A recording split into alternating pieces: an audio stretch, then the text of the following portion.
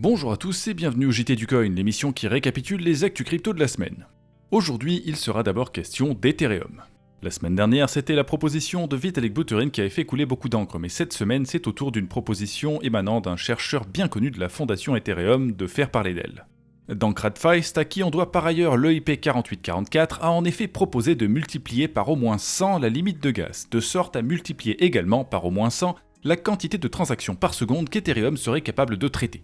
Et 3 jours après, il a pris le temps d'écrire un message expliquant pourquoi il a fait cette proposition. Il y mentionne par exemple l'idée que la possibilité de tout faire sur une seule chaîne a une importance stratégique beaucoup plus grande que ce que les devs Ethereum pensaient avant. Par ailleurs, le matériel devient de plus en plus puissant au fil du temps, tandis que sur le sujet des nœuds réseau, l'architecture Ethereum n'est qu'une copie de l'architecture Bitcoin qui date de 2009. Enfin, il précise que ce qu'Ethereum a à offrir avant tout, c'est la vérifiabilité et la résistance à la censure, et non pas la possibilité pour chaque individu de détenir son propre nœud réseau. Au final, ces raisons d'agir sont donc parfaitement évidentes depuis plusieurs années pour quiconque n'était pas aveuglé par un excès de conviction. Mais bien qu'il se contente d'enfoncer des portes ouvertes, au moins il le fait dans la bonne direction pour Ethereum.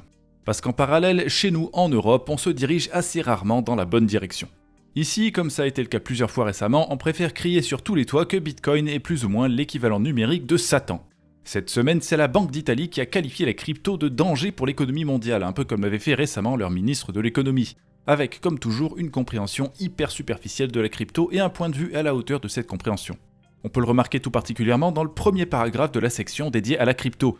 Ici, il est précisé que seulement 9% du marché est constitué de monnaie stable. Sous-entendu, il n'y en a pas assez et si on extrapole un peu, on se doute bien qu'il préférerait voir ce chiffre monter jusqu'à 100. Par contre, il faudrait que ce soit des stablecoins émises en Europe et pas aux États-Unis évidemment, parce que ces dernières remettent en question leur emprise sur la population européenne aussi.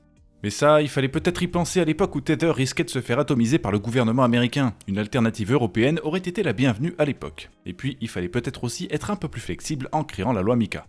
Cela dit, il faut reconnaître qu'il y a encore une toute petite lueur d'espoir au milieu de ce grand n'importe quoi. En effet, au cours du mois d'avril, le Comité européen de la protection des données, ou EDPB si on préfère l'acronyme anglais, a lancé une consultation à propos de ses dernières recommandations sur la question des blockchains. Et je le répète, il s'agit de recommandations, ce comité ne peut pas créer de loi. Tout ce qu'il fait, c'est émettre des recommandations et aider les États membres à appliquer le règlement RGPD de manière cohérente.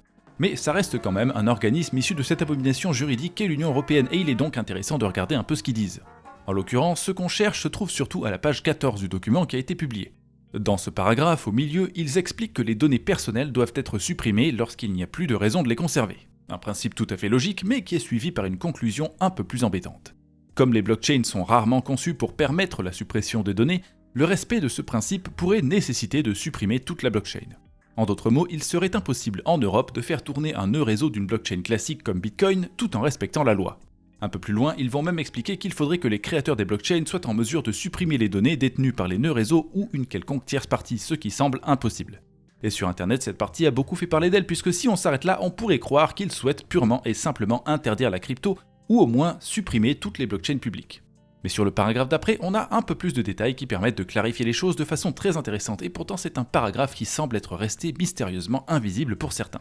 En effet, on peut notamment y voir l'EDPB indiquer qu'il serait possible, en fonction du type de blockchain et des transactions concernées, de modifier des données off-chain pour que les personnes impliquées dans la transaction ne soient plus identifiables avec les données encore présentes on-chain, de sorte à permettre le fonctionnement de l'architecture blockchain tout en préservant l'anonymat des utilisateurs. Le sous-entendu ici, puisqu'on parle de données off-chain, c'est évidemment l'utilisation de technologies à base de ZK Proofs. Mais c'est seulement un exemple et ça laisse la porte ouverte aux chaînes anonymisées qui remplissent par définition les critères mentionnés.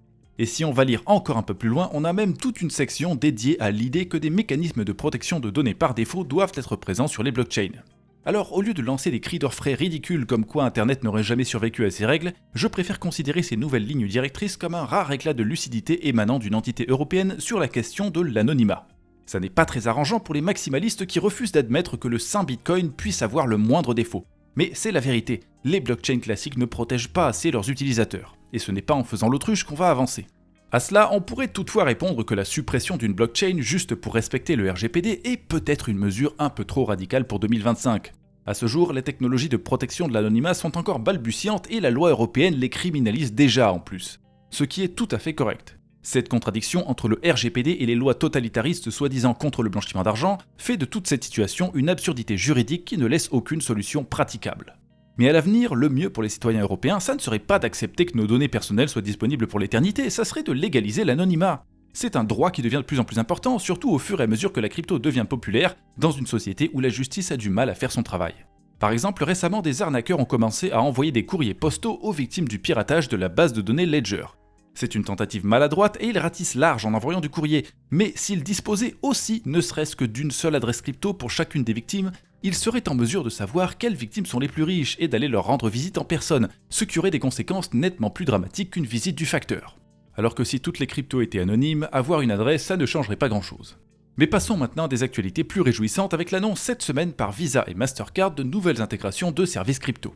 Sans surprise, les deux colosses du paiement font tout ce qu'ils peuvent pour maintenir leur duopole, et ça veut dire qu'ils n'ont pas vraiment d'autre choix que d'intégrer la crypto à leur service.